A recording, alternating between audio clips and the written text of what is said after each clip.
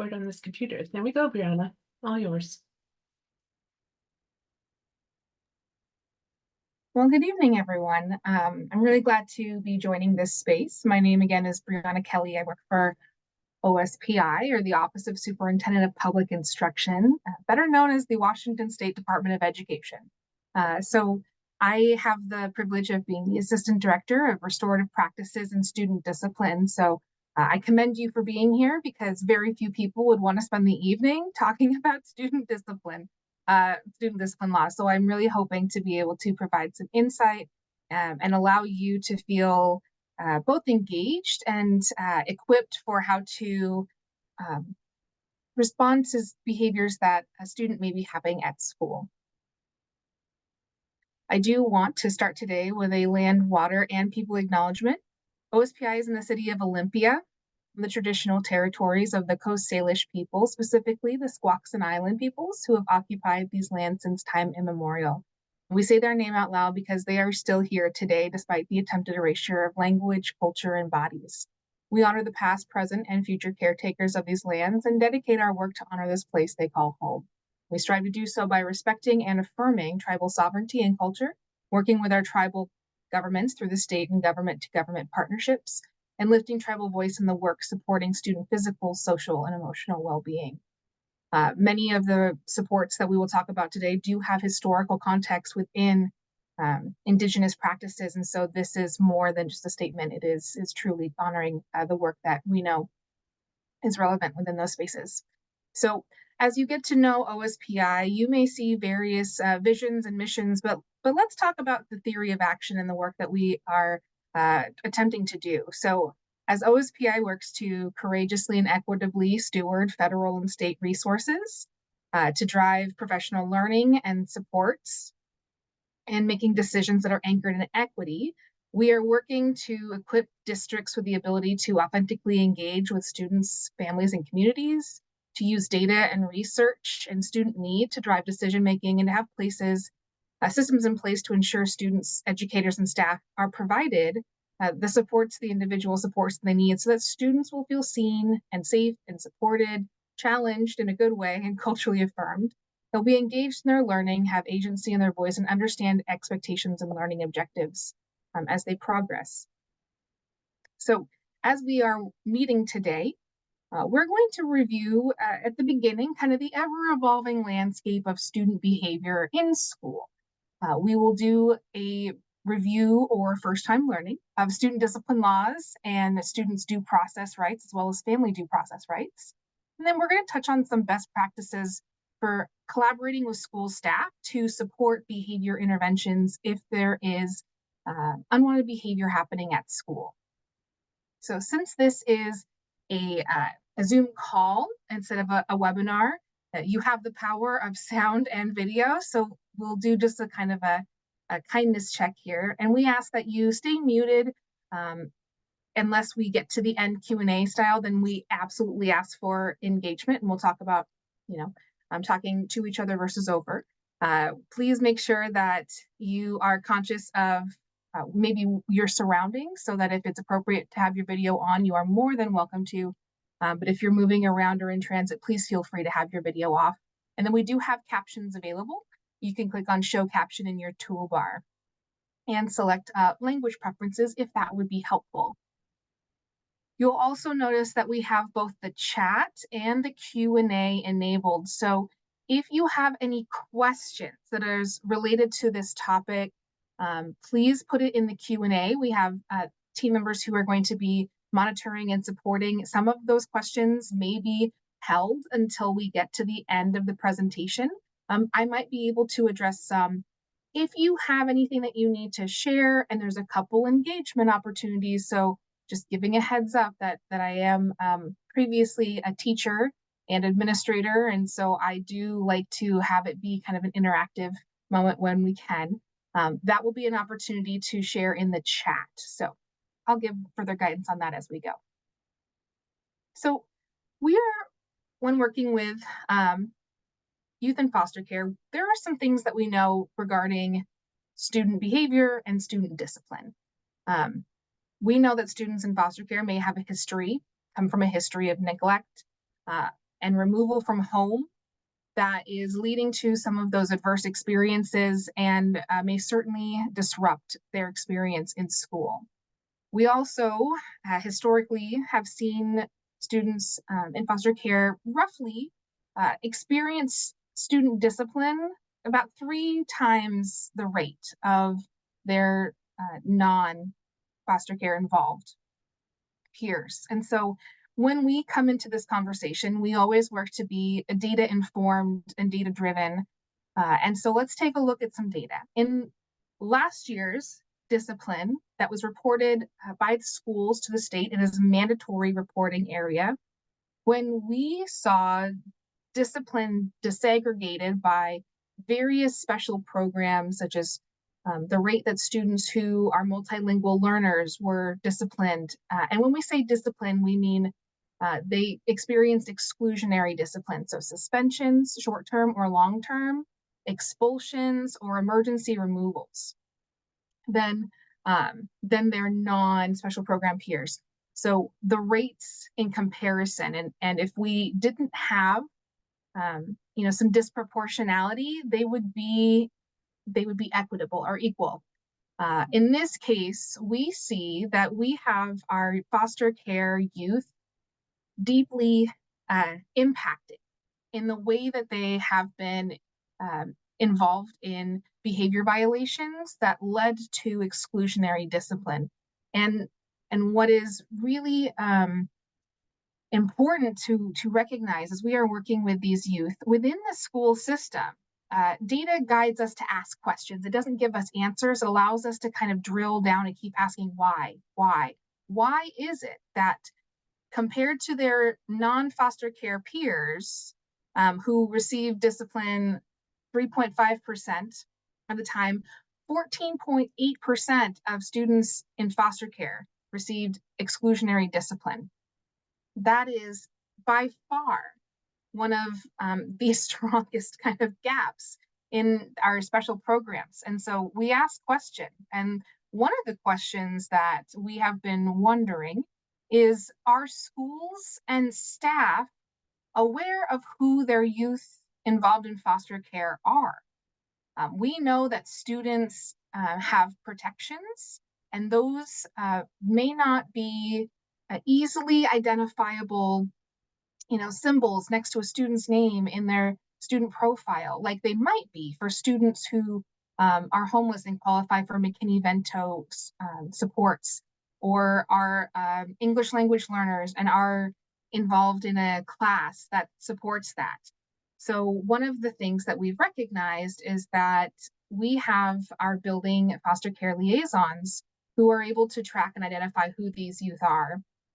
But we may have students who are involved and staff who don't have the context for why they are having behaviors in the way that they are. And so we're going to be addressing discipline today through the lens of behavior science. So we're going to start off just kind of acknowledging the things that we know in the way that we understand brains develop. So I imagine that many of you may be familiar with the ACEs, or Adverse Childhood Experience Study. If you're actually familiar with the history of this, it was developed kind of in the Bay Area, looking at middle-aged women who qualified for healthcare, because it was a healthcare study. And they found that there were toxic stresses from experiencing incidents such as abuse, neglect, and household challenges at a young age, and it affected the way that their bodies responded to stress. And so now, as we have come a long way since that initial study and understood some of those impacts that adverse childhood experiences can have, we have seen an expansion in our understanding of the various realms of ACEs. And so they have started to break them down more in the household, community, and environmental impact. And so when we see things like the reason that youth may end up in foster care, whether it was due to anything we kind of see in the tree, right? Versus if we have supports that they have needed from community, whether it is around poverty food scarcity, that historical trauma, then we see those adding in. And then we have our environmental. And so if there is something that has happened to have an impact on where they are living, then that can additionally add stressors. And we noticed pandemic listed right here, and we all just went through that together. So when we take a look at the culmination of this, it's kind of identified that 4 or more ACEs has a deep impact on the way that our bodies respond to stressors. So to go back into kind of our high school biology classes, when we take a look at the brain development, our frontal lobe in the pink here is the thing that really functions, our executive functioning. It controls our organization, our problem solving, emotions and behaviors and controls. And so here's our first interactive opportunity for the chat. If you see the chat function, we've got a little pop quiz here. At what age are researchers kind of agreeing that the frontal lobe is not fully developed until? What age is kind of that universally agreed, acknowledged? The frontal lobe doesn't fully develop until, yeah, the mid to late. You guys you're all getting A's so far. You're doing a great job. The mid to late 20s, right? Like 24 to 26. And so when we're working with school-aged youth, not only are we at least, let's do math, 18-year-olds, so 5, 6, 7, at least 7 years away from fully developed. We are 7 to a lot further away developed. And we are working with tiny humans who do not have behavior controls fully developed yet, do not have problem solving skills fully developed yet. And so when we take a look at how that shows up, this is one of my favorite things to teach youth. We see that when we are feeling like something is pushing us to survival mode, and we go into that fight, flight, or freeze, our brains, if we think about our hand as the brain, right here we have our limbic system that is bringing in, and the amygdala bringing in all of the emotions, right? And if the emotions are running the show, then I'm going to have some big emotional responses. But if I'm in a calm state, then I've got my thinking brain running the show. It's in charge. It is protecting the emotions. My logic is running the show. But as soon as I start to have something that triggers my dysregulation, whoop, there goes logic, and emotions are running the show. So we as humans are often able to practice and develop skills so that we stay within our logic brain. But when we look at those ACEs, those adverse impacts, the more that humans have kind of building up, the more at capacity they are, and the quicker the emotions may start to run the show. And so this is really important because this isn't just true for youth, this is true for adults too. So when we think about when we are working with youth who have been deeply impacted and they are in a flipped lid, as we call it, when their lid is flipped mode, we may be impacted. And so we are flipping our lid, and we know that this is not going to be a productive use or find productive solutions to the unwanted behavior. So being aware of the way that we may be responding to escalated behavior allows us to be conscious of it, to teach ourselves. And I've seen kiddos start to acknowledge when they are in a space that they need to do something else because they cannot problem solve. You're not going to find out what happened here because the emotions are running the show. And the thing that helps our brains re-regulate is things like patterns, going for a walk, tossing a ball, putting ourselves back into this safe space, right? This consistent space. And that helps us as adults too. So we know these pieces within the brain and behavior science. When we see students and humans in a high stress mode, it affects their emotions. So they may be showing up as more depressed or agitated, really anxious or angry. They may be showing in their behavior a sense of restlessness. They might have sleep change patterns. They might withdraw, or they might kind of go big. And it can also impact their physical senses as well. So headaches or shaking. And then cognitively, in the way that they process or the way that they don't, right? They can be reliving past traumas and doing some of those, history spirals. They can feel really confused or have impacted concentration, hypervigilance, because they're always looking for what's going to happen next. And it's this survival mode element. And so when we take a look at student behaviors, if you're familiar with Dr. Ross Green, the state's been partnering a lot with him this year, working with youth.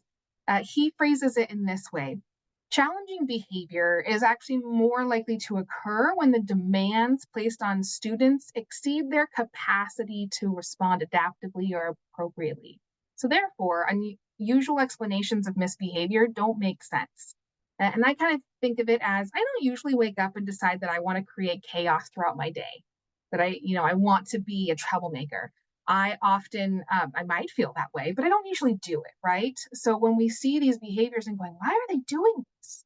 It is often a response to a need, a demand, and a skill set. So let's take a look at some of these skill sets we're talking about. We're talking about things like executive functioning, right? Our brain development and our problem solving skills. We're thinking about language processing, the ways that they communicate ideas and feelings. Sometimes when we ask a student, how they were feeling, and they start saying things and every other word is a cuss word.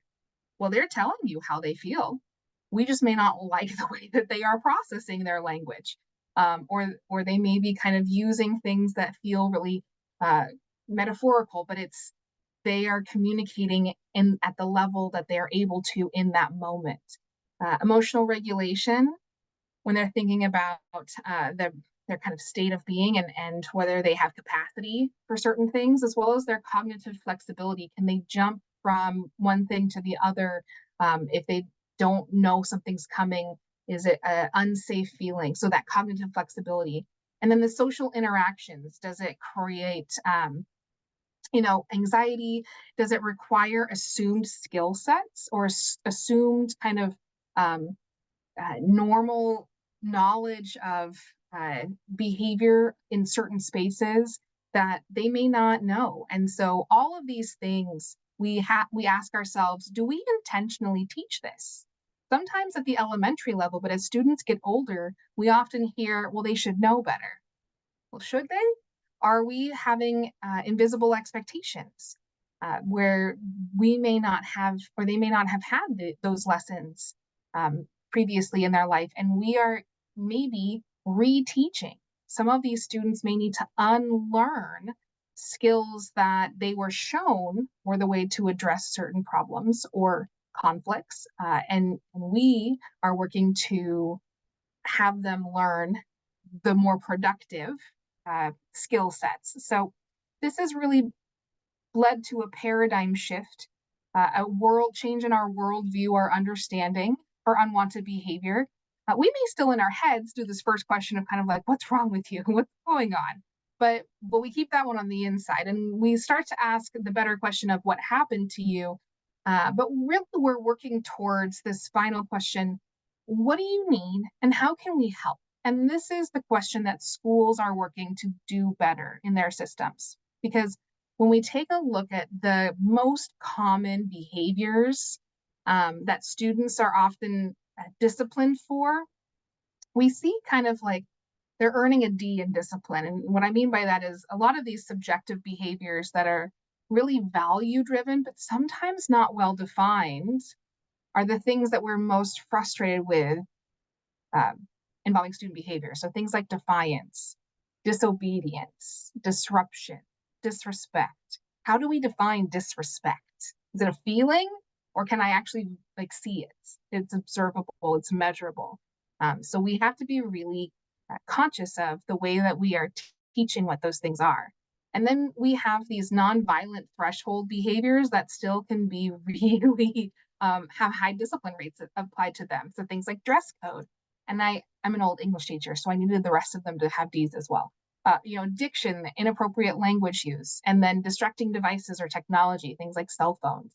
So it's how we're viewing the things that they're doing. We may have a student who is doing something in a way that we would define as defiant, but are they feeling defiant, or are they feeling like they're kind of cornered and so they're going into fight or flight mode and they chose fight, right? So we start to shift the way that we see behaviors a little bit in the way that we understand trauma and how it can manifest. So when we see things like class avoidance or outbursts or disengagement or the over, right, look at me, laughing, overcompensation, and disruptive, are they waking up in the morning deciding to create chaos, or are they feeling stressed or bored? Are they hungry? Are they embarrassed? So they're trying to get the attention someplace else so that you won't ask them to do the thing that they don't feel comfortable or confident in. If they're always on high alert, then it just takes a little thing to trigger them because they may be easily overstimulated or struggling with mental health or a learning disability. So when we talk about discipline today, I want to ensure that we are actually on the same page for how we are defining discipline. So let's go into this a little bit. I found a good old dictionary.com definition. Nothing fancy. This is no Webster's, like just dictionary.com. And when we take a look at this definition, I spoke about a paradigm shift, the way that we are shifting the way we kind of define and think about discipline. We can see both in here. We see discipline defined, and it's at the top, as training, teaching, developing skills, instructing, and learning. But we also see some of that older definition, most historically common uses of the way that we understood what discipline was: punishment, maintaining order through control, chastisement, self-mortification even. And so we, as anyone involved in that word discipline, right, we're trying to understand how are schools addressing discipline today. We have to understand where we've come from to understand where we are now. So I have another interactive opportunity here, and I would love for you to take a moment and in the chat, would you share just a quick bullet point? What was school discipline like when you were a student? What did it look like? What did you see happen to other students? Maybe what did you see happen to you? But if you think about school discipline when you were a student, what did it often look like? Go ahead and put it in the chat for me. All right, I'm starting to see things like detention, missing the fun stuff like recess, high levels of control, I imagine adult control, in-school suspension, the paddle, the principal's office, spanked. Yes, absolutely. Missing recess and rewards. In private schools, right? We have more of that. And we always get there, but it always is kind of a how soon will we get there? So let's talk about corporal punishment. It was legal in Washington up until 1993. I was in school in 1993. So it's not that far back in our history. In fact, it is still legal or not forbidden in 23 states in the US today. I believe that's the current number. So we know the history that we used to use shame, blame, and pain to respond to unwanted behavior. And what we know today is that those may work for some students, but it's not going to work for the students who have experienced high levels of shame, blame, or pain in other areas of their life.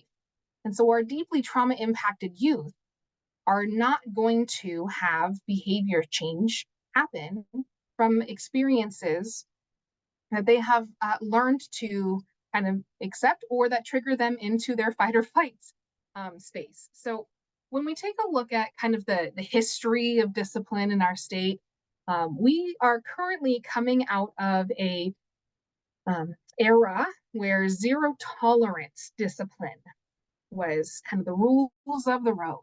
And when I say zero tolerance, I mean these were mandatory, predetermined consequences. And they were used as a form of punishment. And most frequently, it was exclusionary discipline, right? Suspensions, expulsions. It could be exclusions from lunch, from recess, after school, sports, social events, but often class. And it was that moment where you had kind of the chart and it said, okay, you did this behavior this many times, you're going to be gone this many days. And it allowed adults to have kind of the excuse of, sorry, you did the crime, you're doing the time. It's not my decision, it's the chart's decision, right? Zero tolerance was a gut clench reaction to Columbine when we see a look at our history, right? It was the thing that led us to have this really hard line in the road that says, if you do anything that looks like this, then we are going to be sure to have a strong response. But that led us to a place where if a student chewed their Pop-Tart to vaguely look like a weapon, it was considered a threat and they were suspended, right? So that pendulum swing went a little bit too far, and we saw that the students who were more likely to be excluded because of zero tolerance policies were not the students that really were doing the major behaviors. So we have to recognize that times have changed, right? If you've heard it, I've heard it a million times, right? It's a privilege for you to be at school. It may have been historically, absolutely, right? You had to have the money and the capacity to be able to go, but education for students in the U.S. today is not only a requirement, but it's a protected right. And schools have a responsibility to support youth being in school. So we see some of our historical legislation that backs this up. The IDEA Act ensured that students who qualified for free and appropriate public education, or FAPE, students who qualified for special education support needs were required to be provided school. And so many of those students before may not have been involved in school because they weren't required to be. In 1996, the Becca bill required youth 8 to 18 to be in school full-time every day. And there's processes in place for accountability when youth are missing school. And then in 2016, we saw our state discipline laws shift, and it was in response to requirements federally under the Every Student Succeeds Act that included language that other forms of discipline should be attempted before excluding students. So we are now in a space that our state discipline laws likely look very different than when we were in school. So let's do a little government review. We are kind of a nesting egg, if you will, for the way laws work versus meeting schools. So we have to, at the larger end, meet the minimum requirement of federal law, the Every Student Succeeds Act. Then we have our Washington state laws, which we call RCWs, and our WACs. And we'll go into that a little bit more. And then within that, school board policies, local board policies are able to be created, and they have to meet the minimum requirement for state and federal law, but they can add on and create more specific guidance. We are a local control state, so anything that is not spoken to within state or federal law is able to be addressed in regional local board policies. And then we have our building practices, things like student handbooks and staff handbooks, and those have to meet the minimum requirements of all of these elements. So I'm going to kind of send you on a little search and rescue here for a moment. And I'm going to encourage you to go find your district board policies. Now, if you're on a phone, I understand that might be challenging, but this might be an opportunity to screenshot this, and you should be, I think, having access to these slides afterwards if you want to look it up later. But as a local control state, your districts are supported by an agency called WASDA, the Washington State School Directors Association. And they create model policies to help districts meet those minimum thresholds, and they're developed in collaboration with educational lawyers and practitioners. So when you take a look at the policies that are connected to this topic today, I encourage you to go find your board policy. And I'm a fan of just like putting it in the search bar. my district name here, school board policy. And it'll often get you there faster than searching on your district website. But we have got policy and procedure 3116 regarding students in foster care. And then for some of those student discipline related ones, the more common ones are 3241 for student discipline, and then also 3225 for threat assessment, since it's in a separate space. There are board policies. Everything in the 3000s is relating to student policy and procedures. So anything related to harassment, intimidation, or bullying, dress codes, they have a district policy and procedure for that. So ensure that you take a look and maybe note the revision dates at the bottom, because some of these, it's the district's responsibility to ensure that they are updated and compliant. And it is an ongoing process. So if you feel like it says something that maybe doesn't align with what you hear today, then it is an opportunity to give that feedback. So when we think about discipline and discipline for youth involved in foster care, are there additional protections? And the answer is yes, but maybe not as many as you think. So student discipline and expulsion rules apply in the same way to students who are the subject of a dependency proceeding as their non-dependency involved peers. However, schools need to not apply discipline for unexcused or excessive absences that may be related to a student's dependency. And that is within WAC language, right? It is protected because we know there are a number of reasons that a student may need to be absent due to transferring of new schools or a dependency hearing. And so it is a protection that ensures that those attendance incidents are excused. So if you have further questions on that, that is a great question for your regional local building liaison, and we'll get into that a little bit more later. So I did mention that last rule was a WAC. So what am I talking about with RCWs and WACs? Again, RCWs are the state laws, the things that are enacted by legislature, signed by the governor, or they're enacted by voters, like initiatives or referendums that you vote on. And then we have the WACs, which are kind of the rules, the regulations, how to meet the requirement of the law, the RCW. So they are intended to provide structure, and they are often developed through state agencies, but using voice and work group input. So the WAC chapter on student discipline laws is WAC chapter 392-400. If you're ever wanting to do a deep dive in student discipline laws, this is the WAC chapter. But I've summarized it and condensed it down into 10 bullet points. It is very summarized, but this is hopefully going to get you the big picture. So the discipline laws in our state require that before excluding a student for misbehavior, teachers have to first attempt other forms of discipline. So redirections, consequences that don't remove them from school, because remember, students have a right to be in school. That is only going to apply if the student is not in immediate and continuing danger. Then for safety reasons, the staff have a right to remove that student, because we have protections in place for other students, right? Exclusions must be reported to the principal and family as soon as possible. And students have a due process right to an initial hearing, or we call that the investigation, right? Students have to be given an opportunity to provide their statement or their perspective to the administrator before discipline is assigned. The administrator assigning discipline also needs to make individualized considerations of violations and the nature of the circumstances. So in the past, we may have said, oh, you are all involved, you all get the same consequence. And that's not within our local state policy anymore. It is saying we need to really look at the big picture for every incident.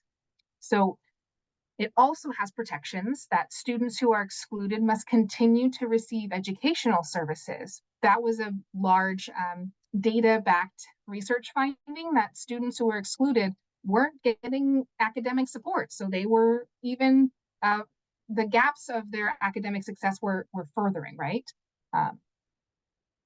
We also have the requirement that suspensions and expulsions have to be documented in a written notice that families receive within 1 business day.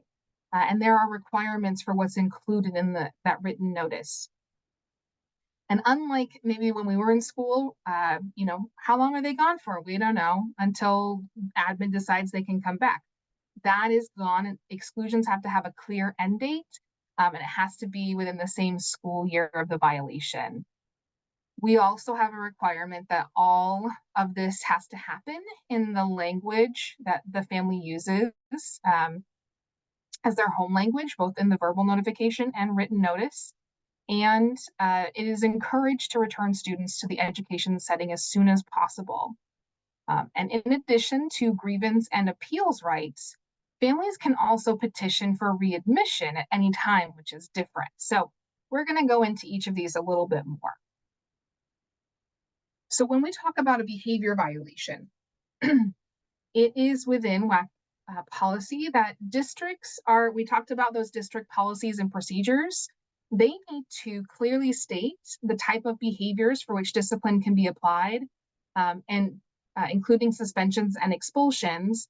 And it guides that any behavior that a suspension or exclusionary discipline should be applied to needs to be related to the real and substantial, like lawful maintenance and operation of the district, or the preservation of the health and safety of students and employees, or the educational process. And so that really establishes kind of the safety threshold. So while some students may historically have been disciplined for frustrating behavior, it is different than safety threshold behavior. And that does need to be within district policy. Now, we often get the question about what if something happens off campus, or especially online with like social media? And within the law, there's this term, the nexus, right? If it has a nexus to school, then the school has the ability and the power and the authority to respond to it. And a nexus means it has a relationship. So if something off campus walks on campus, right? If something that's happening online, at home, after school, you start to notice having an impact on the students' access to the way that they are involved in their education. So if it's starting to turn into, for example, bullying, if a student is hiding and skipping class because they are afraid that the other student is going to do something because of something they said online, those are things that are impacting school, so they can have a response at school. So I use bullying as a common example of things that might happen off campus that we can respond to. And there's 2 types of kind of categories, if you will, regarding what many people would just group together in the term bullying. We have harassment, intimidation, and bullying, which we often combine and use. We say HIB as a short of that. And then we have discriminatory harassment. So we'll start large and then we'll go small. So discriminatory harassment is anything that is motivated by a protected class and creates a hostile environment. So our protected classes, right? It is gender, orientation, ability, race, those protected classes. And they have a definition for a hostile environment. It's when the conduct is so severe, persistent, or pervasive that it affects a student's ability to participate in or benefit from the school services, activities, or opportunities. So you kind of heard me mention that. So discriminatory harassment is a civil rights violation, and so it is a bigger issue. If there is unwanted or intentional electronic, written, verbal, or physical acts that are damaging to the student's property or to them, or it's interfering with their education, or it's so severe, persistent, or significant that it's creating an intimidating environment at school, that may qualify for the threshold of HIB, harassment, intimidation, and bullying. And if it's not related to a protected class, then it is under the school safety responses. And so while they can often overlap, they have different processes and protections, and that's important to know. Now, there are required steps that schools have to take for both, right? Both of them, when we receive a report, they need to be investigated. They need to put actions and plans in place to stop the unwanted behavior and eliminate any hostile environments. And they are doing their best to ensure that they're putting protections in place that are within their control to prevent it from reoccurring.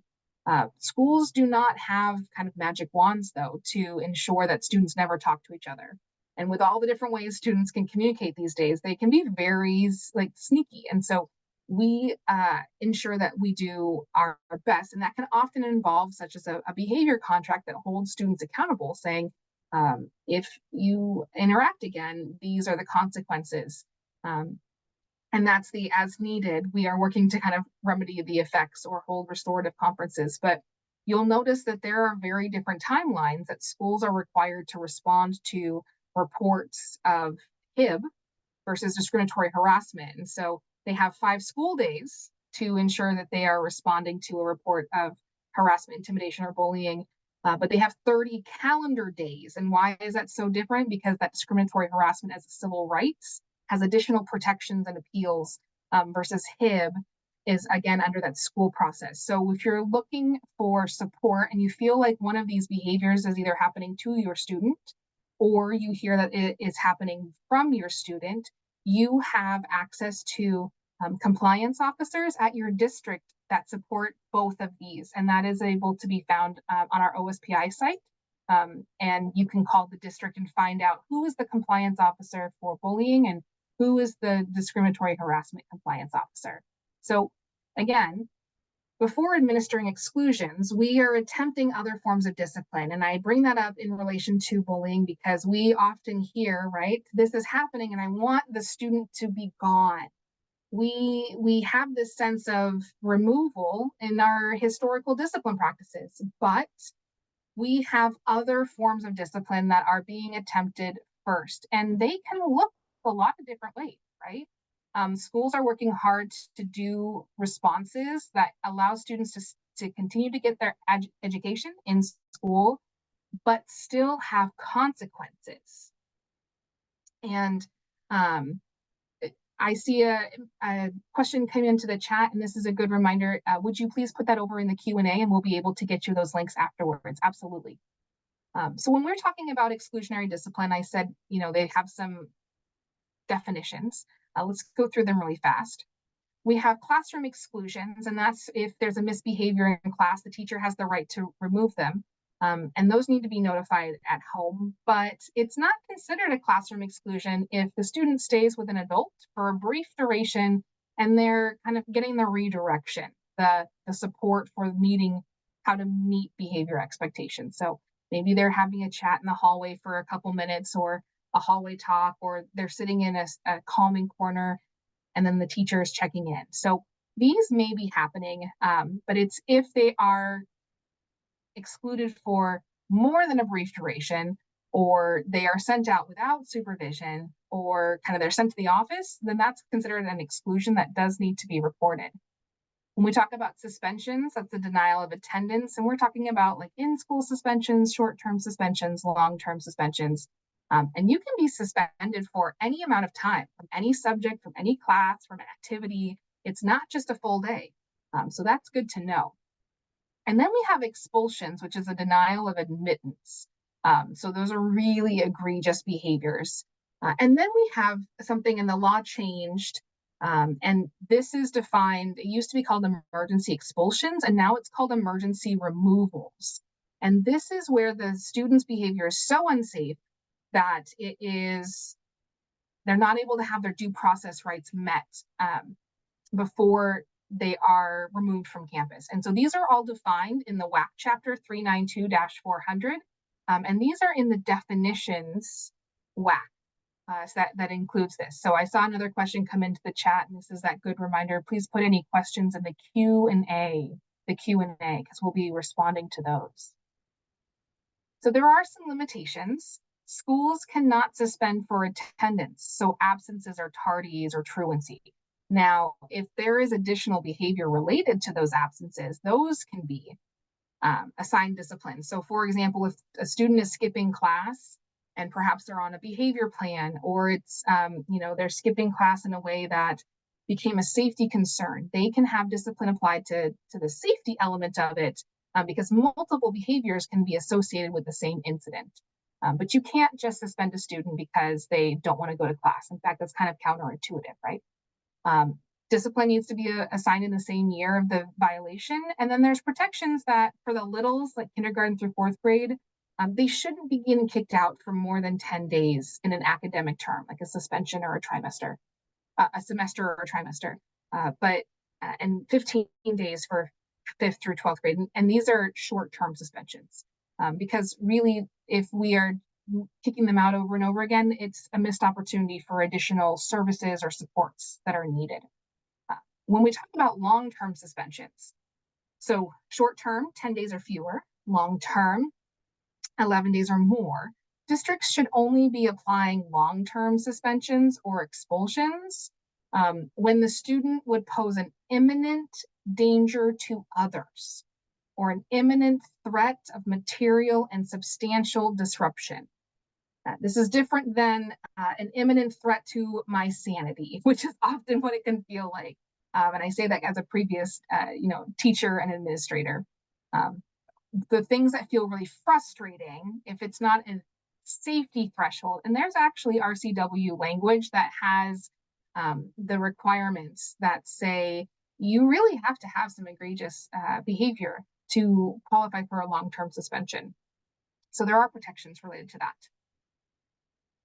One of the most common discipline incidents that schools are responding to today is substance use, right? Possession violations. And so vaping has really allowed students to have access to, substance possession that is less noticeable, more desirable.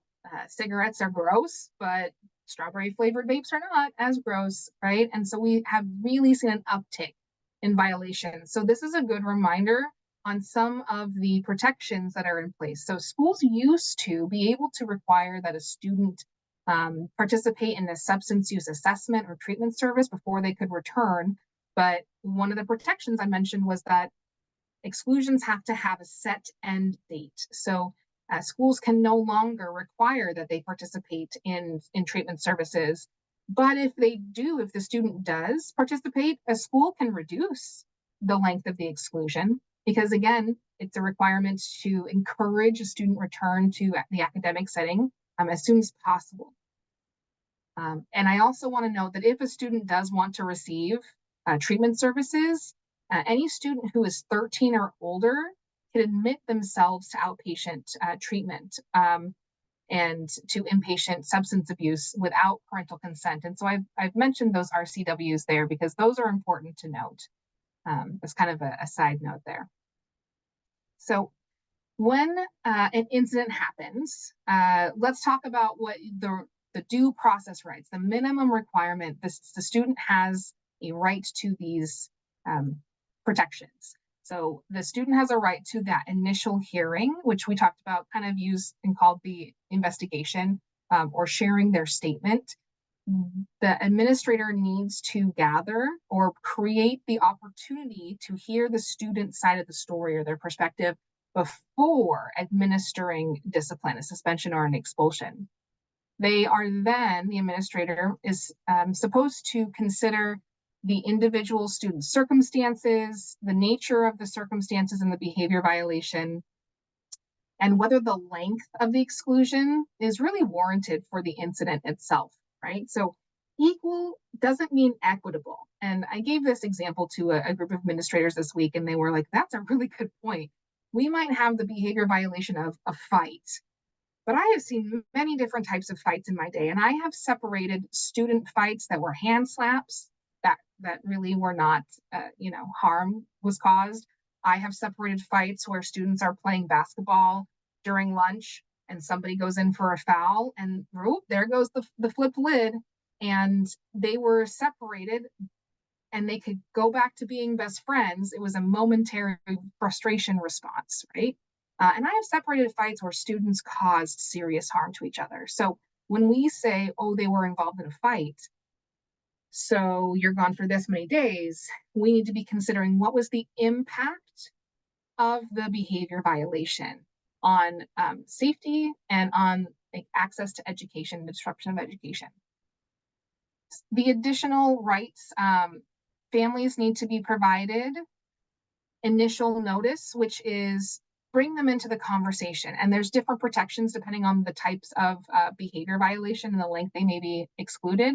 And they also need to be provided written notice of the behavior violation, the discipline that's being applied, and the access to academic services. So when we are talking about youth in foster care, it's really important to remember that there are additional reporting elements that may be needed. And so this is a reminder, if you have not communicated with the school about who the educational decision maker is and who the caseworker is, and ask that they put a note in the student information system to ensure that all communication go to those parties, that may not be happening to for teachers who are writing home or for administrators. So this is that good double check, because any disciplinary actions for which parental notice is required should also be provided to the decision maker and the caseworker, right? And that's not as common. So I go back to do schools know who the students in foster care are? They may not. So we are able to advocate for those supports by checking in ourselves. So when we take a look at the language for what's required, it is provided that a district should involve the family as soon as possible, making every reasonable attempt to involve them and to provide that written notice. And so again, it is an opportunity to ensure that the building foster care liaison and the district foster care liaison are providing that guidance to their buildings, because they may be the ones who have the list of the students currently subject to a dependency proceeding. If you are unsure who your foster care building point of contact is, you are able to go to the OSPI website, and I love a search function. So if you just search and type in foster care point of contact, you should be able to find this information. And it is our best effort to keep this information updated. So if you ever are finding that it's not updated, please just ask that school to reach out to us or give us a heads up on that. But you should be able to put in your district information and or your building information and get that updated and access to that information. So students still need to be provided access to academic services when they're excluded. And if it's for a short-term suspension, often it's, what's the work that you're going to miss if they have their work on like a Canvas page or Google Classroom, maybe it's logging in and getting that. And if they have a device and they're able to email their teachers for support or to ask questions, that could meet the minimum threshold. But there's additional resources and supports if they are excluded for longer periods of time. Now, I did mention we'd talk about those emergency removals a little bit more. We have seen some schools use this as a way to say this was a really big, scary incident and we need these students gone now, right? It is not safe for them to be here. And that is a fair use of this disciplinary action, but it is still important that we look at the definitions.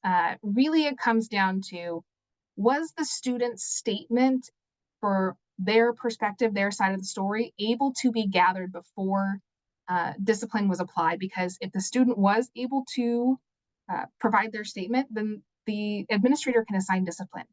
An emergency removal says we weren't able to provide that due process right, and so we are needing them to be removed from campus, and we will follow up to get their statement. And so exclusion emergency removals will either end or be converted to the appropriate discipline. But this is a good reminder, and I want you to have this language that emergency removals may not be used solely for the purpose of doing an investigation or for conducting a threat assessment. So I see a question in the chat about suspension guidelines for 3 to 5-year-olds in district preschools. And there is not anything, and those are great questions. I see that it may be involving us. Any questions that have to do with students who receive special services, especially an IEP, is a great question for our special education team, and you are able to find their information on the OSPI website, and they are able to connect you with some BCBAs, behavior support staff, who are able to have a little bit more outreach than the school safety team. We do not have regulatory authority nor investigatory authority, but if it is a civil rights protection, so that discriminatory harassment, special education, they do. So please, if you have those questions, reach out and we will be able to get you connected. I'm a previous teacher, so we have a pop quiz coming up. Here's an opportunity for the chat, and you're going to either type in true or false. So let's just double check whether or not we are feeling confident in our knowledge here. So true or false? An administrator cannot send a student home early or tell a parent to keep their student home from school because of their behavior without first providing notice and a due process for a suspension. Do you think that is true or false? They cannot send them home or encourage you to, hey, they're having a hard day, come pick them up, without, you guys are getting A's. That is true. Anytime it's a building or a district decision, the student is not in school, it is a suspension. So they do need to be provided due process rights. All right, here's question 2. True or false? The district must provide written notice to the student and family about the educational services the district will provide during the suspension. True or false? They must provide written notice. You are right again. We've got more truths, and this was a little bit of a tricky one because it's not just the student and the parents, but it's also the caseworker in this case, right? So if you don't agree with the discipline that was applied, you have the right to grieve the disciplinary decision. And you can do this because you felt like the discipline was too severe. Like you're like, yeah, they did it, but that was too harsh. Or because you disagree, they didn't do it. Or because the student, you feel like the discipline is impacting their educational progress. So there's different thresholds for the appeals process, if you will. The initial optional conference with the principal is an opportunity to meet and discuss if you don't agree with what was applied, because principals aren't usually the ones assigning discipline. It's often assistant principals. But depending on the size of your district, it absolutely may be the principal. So you have the optional conference with the principal, and even if you meet with them, it does not limit your rights to an appeal. So you would submit an appeal to the superintendent or the designee, and this information must be provided on the written notification of the suspension for who to reach out to and the timeline you have to reach out to them by. If they do their appeals decision and you disagree with that, you can then request that it be reviewed and reconsidered by the school board or the appeals process. And what's important is that the deciding people in those cannot have been involved in the initial discipline decision.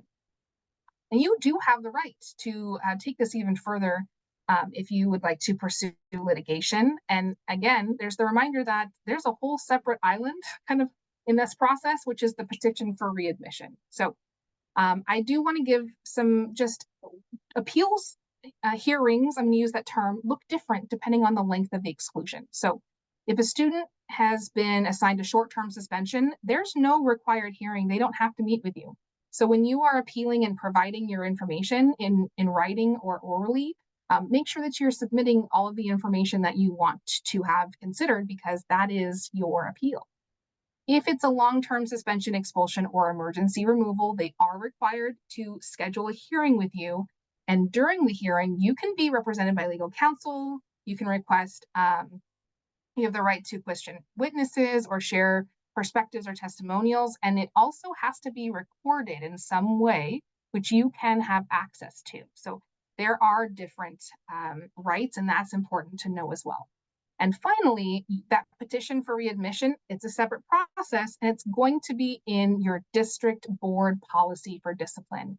And it is your right to say, this is impacting my student, and I would like you to consider that they be readmitted.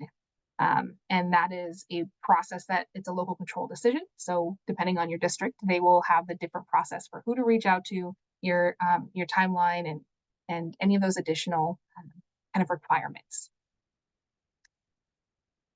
So clicking the button, pop quiz time. True or false? If a student or parent requests an optional informal conference with the principal may deny the request.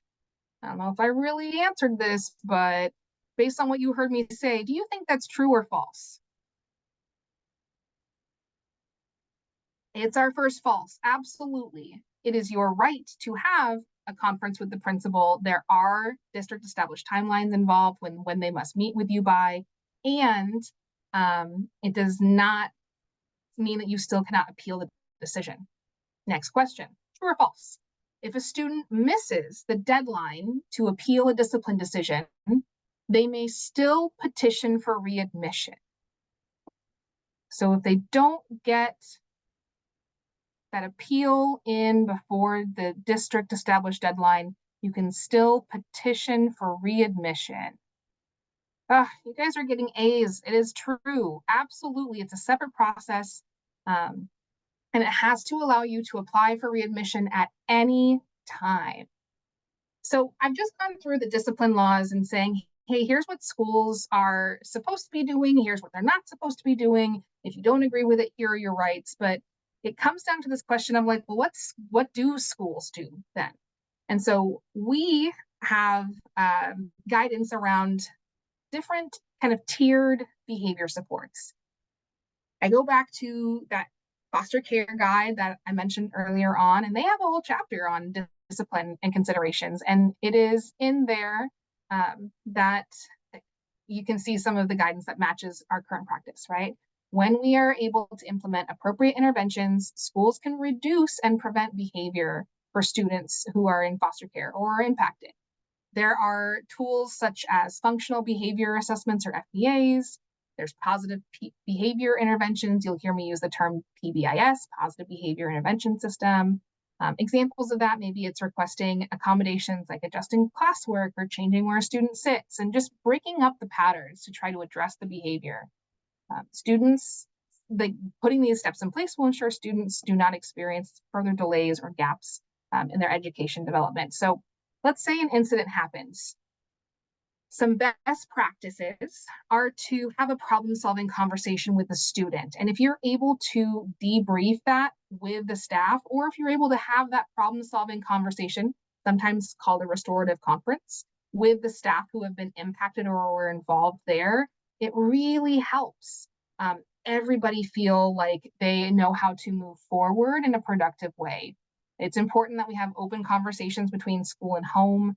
And if you feel like it would be beneficial to do some kind of programmatic change to prevent future escalations, then advocate for that. And that could be requesting that seat be changed or seeing if, at the semester, if there's a different schedule that is needed. Not always, but it's advocating, right? And asking and documenting those requests. And then seeing what is within our control that allows students and staff to feel safe. So we talk about restorative work and restorative practices. And sometimes there's this idea that it's the fluffy stuff, students don't need to be held accountable anymore, but that's actually a really problematic misinterpretation and misunderstanding of restorative work. Doing things restoratively is doing things with people, not to them or for them, or, not at all. And it really focuses on accountability. Sometimes when we do things to people, it's too punitive, and so they go into the fight or flight. And if we do things for people, it's permissive, and it kind of teaches them that it doesn't matter what I do, nobody's going to care. I can get away with it. And that's also within the not corner as well. So it's having high levels of support as well as high levels of structure that leads to accountability.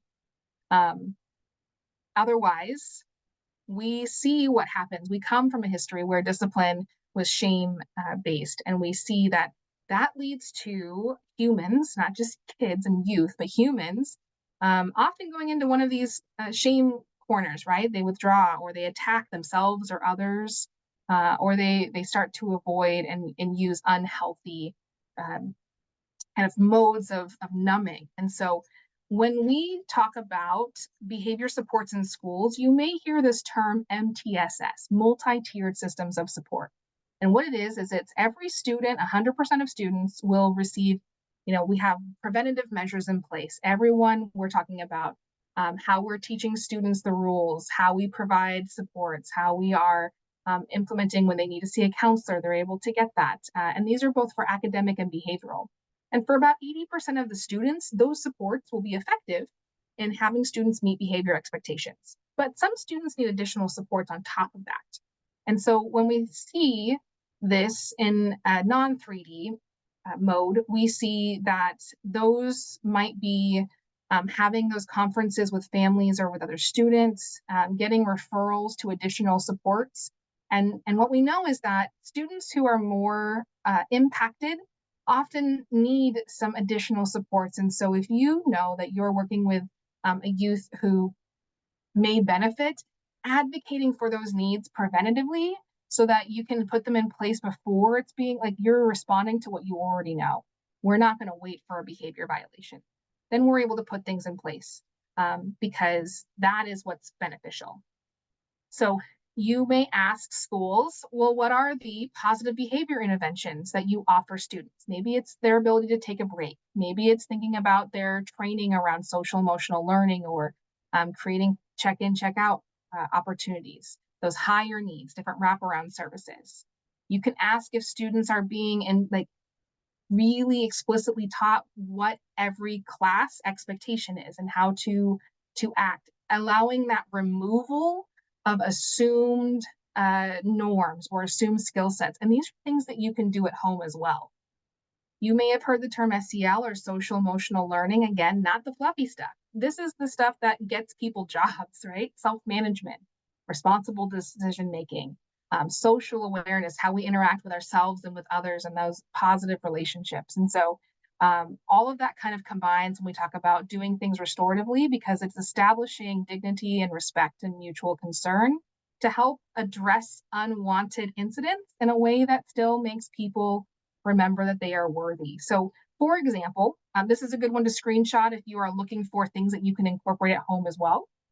These are some of the restorative practices that the International Institute of Restorative Practices really promotes. And it's questions like, when something happens, helping them process by what happened, what were you thinking at the time, what have you thought about since, who's been impacted by this, not just you, but maybe other people. It allows them to get outside that perspective. They sometimes don't think about their family, right? Or the time that if they had to come pick them up or their impact from work. And what are you needing to do to, it says make things right, but I think move forward in a productive way. And so these are examples of questions that you can use and that schools can use to process with students. And I promise you, if it's the difference between detention, which is kind of sit down, be quiet, and think about what you did, I call that nap time. But if I have to have an accountability conversation and answer these, that is something I don't want to do again. And it allows them to also learn from the moment. So when we are able to work with families and schools and state partners like us and respond to student needs, we are going to be able to work to keep students in the classroom. We have resources, more information. You're going to get this slide deck, but you can also reach out to us. My information is directly on our student discipline website. I don't hide, like it is my phone number, my email, and you can reach out with questions if you feel like you have further concerns. So thank you for allowing me to join you today. And I am going to let our team know if we want to stop the recording to answer